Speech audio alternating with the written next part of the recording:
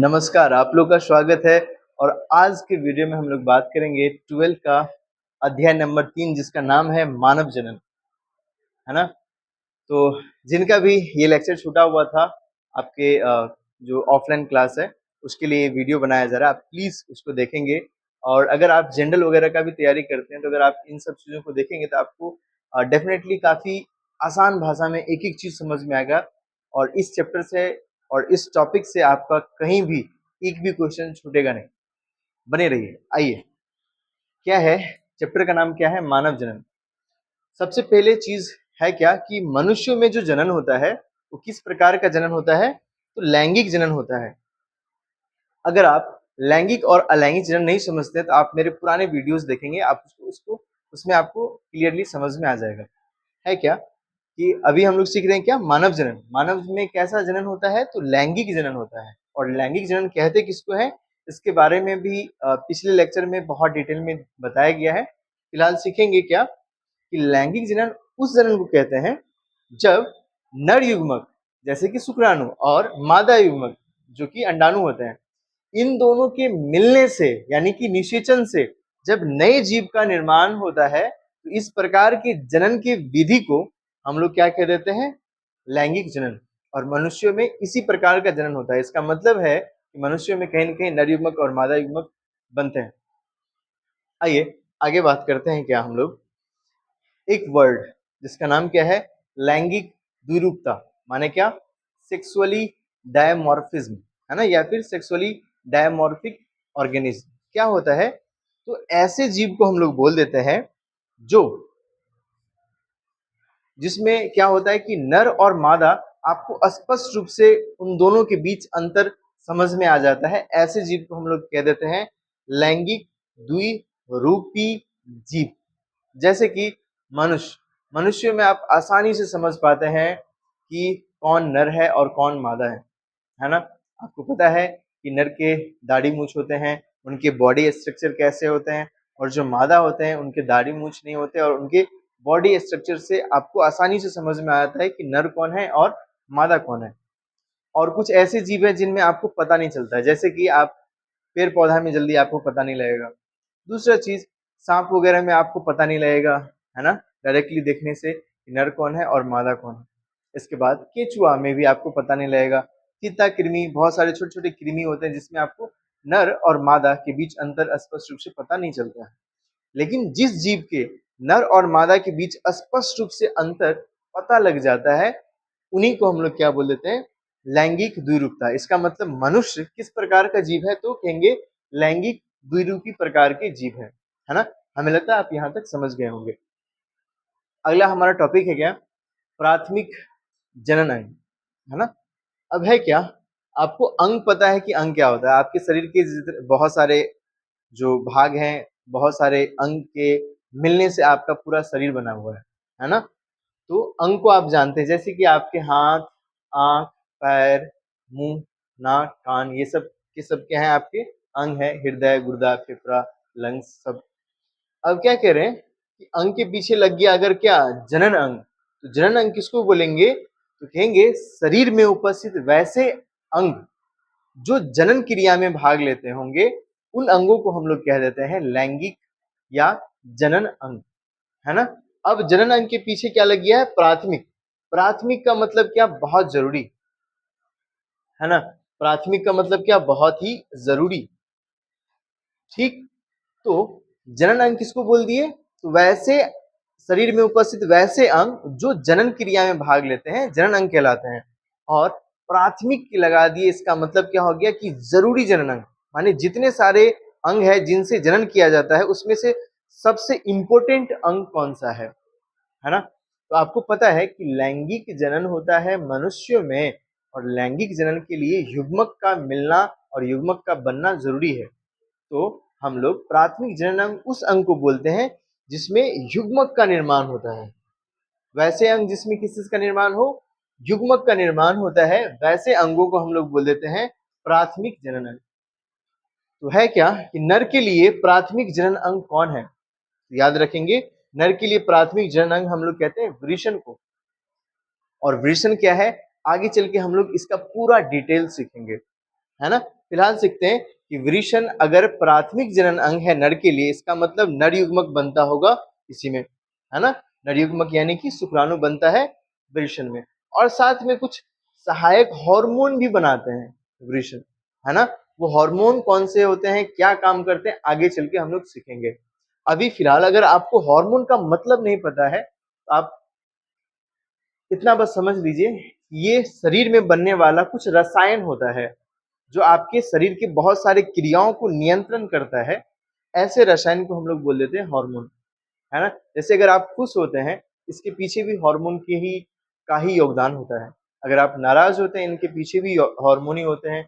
अगर आपका हृदय हार्ट बीट काफी तेज हो जाते हैं अचानक से डरने के बाद, इसके पीछे भी हार्मोन है ना। तो अगर आप लव महसूस करते हैं तो इनके पीछे भी हार्मोन ही है। तो आपके शरीर के बहुत सारे ऐसी क्रियाएं हैं जिनको कंट्रोल करता है हार्मोन, है ना। और हार्मोन क्या होता है, तो शरीर में बनने वाला ऐसे स्पेशल रसायन होता है ना। चलिए आगे सीखते हैं। इसके बाद कह रहे हैं क्या, मादा के प्राथमिक जननांग किसे कहते हैं, तो अंडाशय को बोलते हैं, है ना। इसका मतलब अंडाशय में क्या बनता होगा, मादा युग्मक, क्योंकि मादा का प्राथमिक जननांग है। और साथ में कुछ सहायक हार्मोन ये भी बनाते हैं। क्या बनाते हैं, नाम क्या है, क्या काम करता है, आगे चल के हम लोग सीखेंगे। आगे आइए, अगला टॉपिक है हमारा नर जनन तंत्र, है ना। क्या होता है तो समझिए, आपको नर जनन तंत्र में, तंत्र का मतलब आपको बायोलॉजी में सीखना पड़ेगा। तंत्र का मतलब क्या होता है, अंगों के समूह को हम लोग तंत्र बोल देते हैं। जैसे कि पाचन तंत्र, आपने नाम तो सुना ही होगा,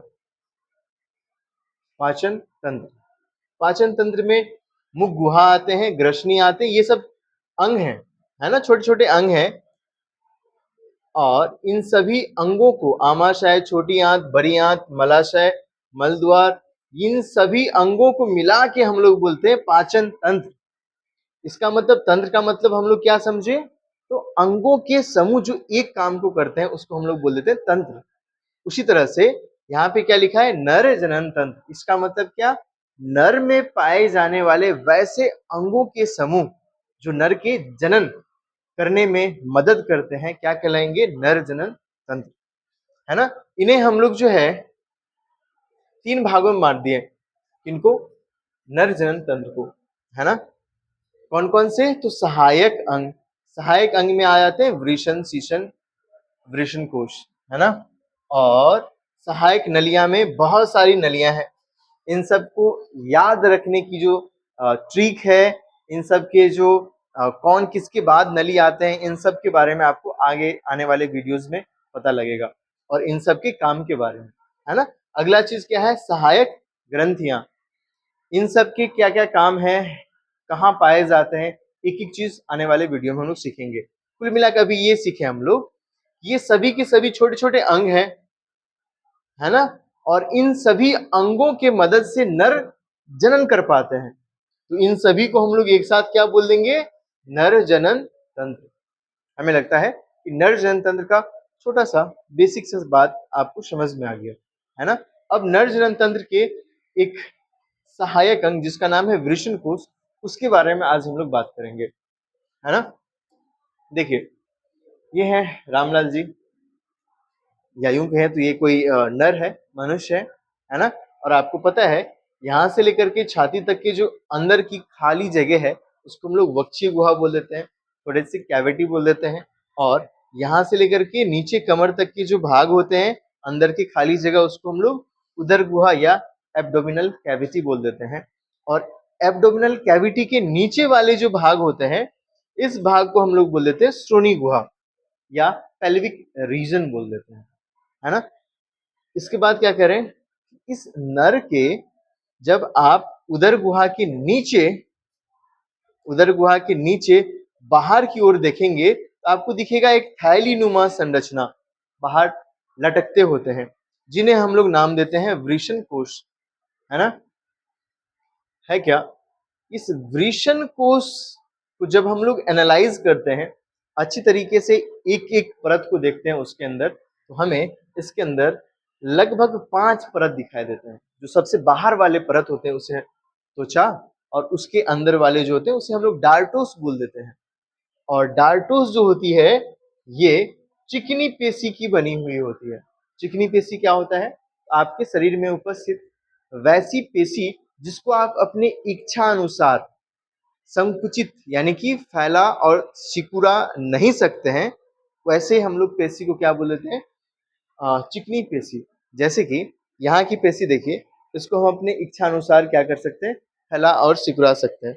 इस पेशी को हम लोग बोल देते हैं कंकाल पेशी, जिसको हम लोग अपने इच्छा अनुसार मूव करा सकते हैं, और जिसको हम लोग अपने इच्छा अनुसार संकुचित नहीं करा सकते हैं उसको हम लोग चिकनी पेशी कह देते हैं, है ना। तो जो वृषण कोष है इसके सबसे बाहर त्वचा पाए जाते हैं, और त्वचा के ठीक नीचे डार्टोस चिकनी पेशी की एक परत होती है, और उसके ठीक अंदर एक्सटर्नल स्पर्मेटिकल फेसिया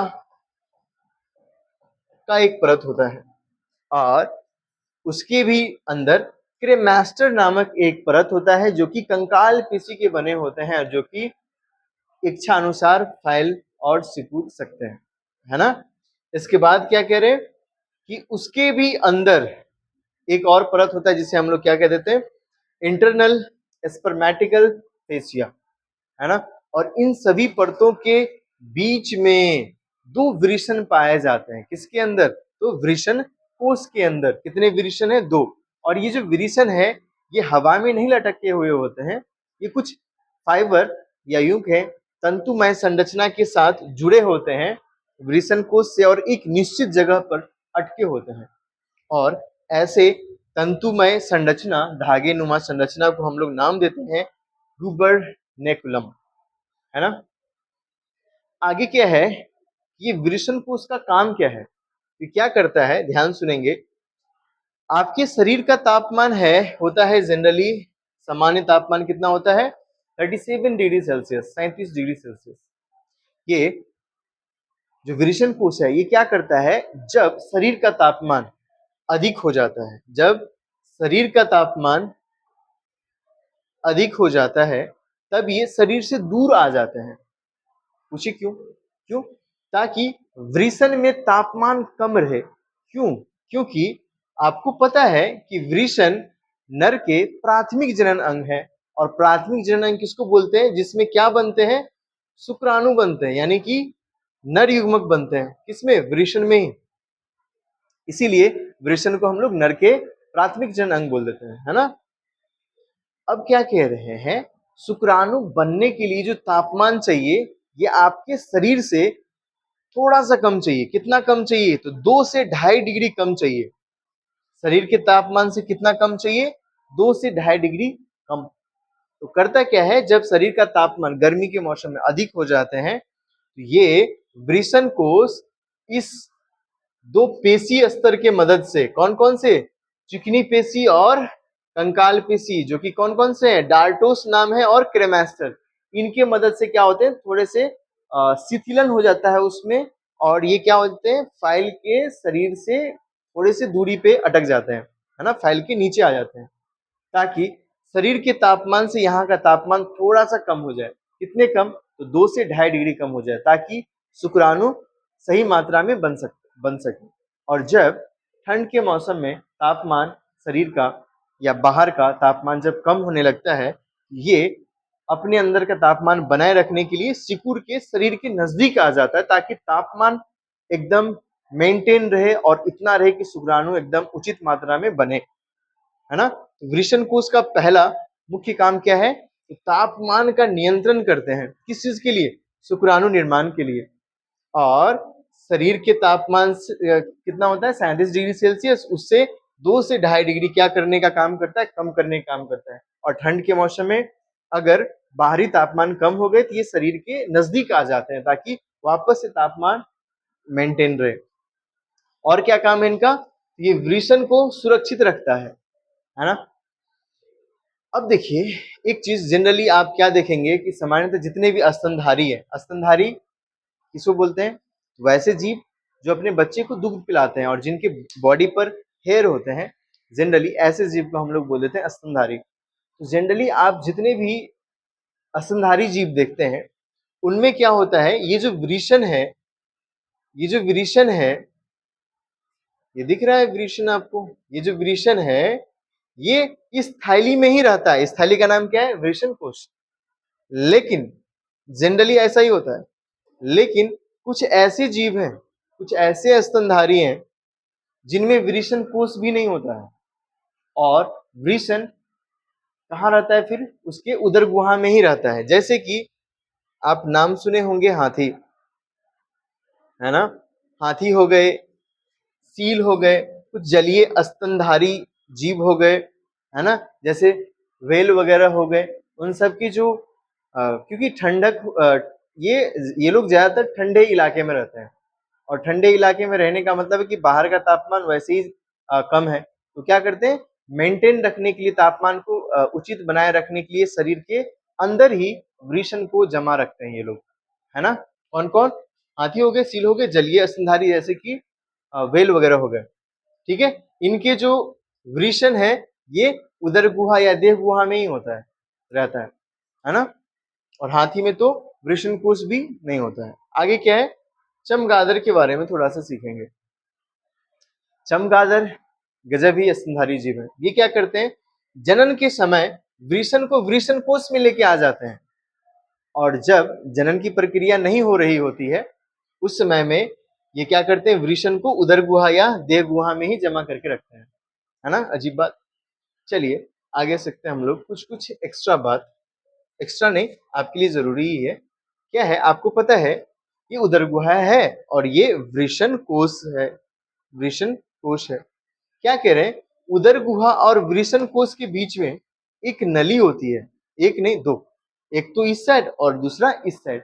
इस नली को हम लोग बोल देते हैं इंगुइनल कैनाल, है ना? होता क्या है, वास्तव में वृषण का निर्माण होता है आपके उदर गुहा में ही, लेकिन जब आप अपने माँ के गर्भ में 7वें महीना के होते हैं, उस वक्त में क्या होता है, ये वृषण इंगुइनल कैनाल के द्वारा वृषण कोश में आ जाता है ना? लेकिन कभी क्या होता है, ये वृषण किसी कारण से वृषण कोश में नहीं आ पाता है, गलती से इधर ही, कहाँ, उदर गुहा में ही रुक जाता है ना?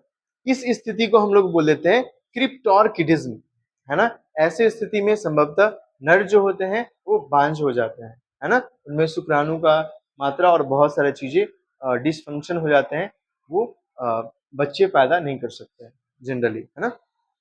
दूसरा चीज, आपको पता है कि आपके जो उदर गुहा होते हैं, यहाँ पे आपकी बड़ी आंत, छोटी आंत वगैरह होते हैं, अच्छे से पता हो तो, है ना? आपका ये ग्रास नली होता है, यहाँ पे आमाशय बनते हैं, और यहाँ से छोटी आंत शुरू होती है, फिर यहाँ से बड़ी आंत होती है ना? जैसे आपको पता हो। अब क्या कह रहे हैं कि जब कभी ऐसा हो कि इंगुइनल कैनाल के द्वारा, इस नली के द्वारा बड़ी आंत या आंत के कुछ भाग घुस जाए, किसमें, वृषण कोश में, इस स्थिति को हम लोग बोल देते हैं इंगुइनल हार्निया, है ना?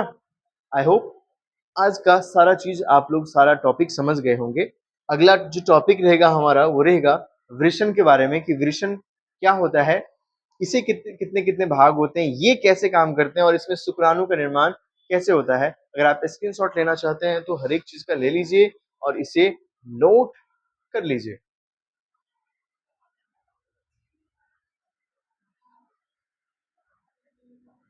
आप वीडियो पॉज करके भी कर सकते हैं ये सब चीजें, है ना?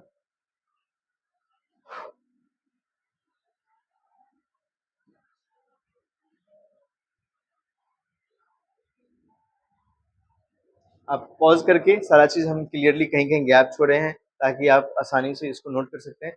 चलिए मिलते हैं हम लोग अगले वीडियो में, है ना?